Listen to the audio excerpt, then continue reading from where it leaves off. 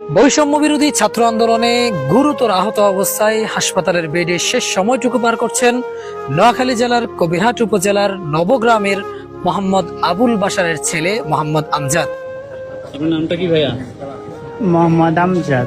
মোহাম্মদ আমজাদ। জি। কোথায় হয়েছিল আপনার? ঢাকা যাত্রাবাড়িতে। যাত্রাবাড়ি? জি। এখানে বাড়ি কোথায় আপনাদের? আমাদের বাড়ি নোয়াখালী। নোয়াখালী? জি। নোয়াখালী থেকে চিটাং পাঠিয়েছে?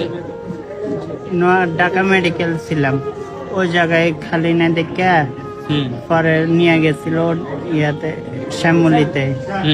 ওই জায়গায় ওরা খরচ বেশি চাইছে দেখে পরে নোয়াখালী থেকে নিয়ে গেছে।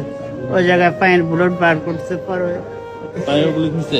পায়ের কি বুলেট বের হয়েছে? জি, পায়ের গুলো বের হয়েছে।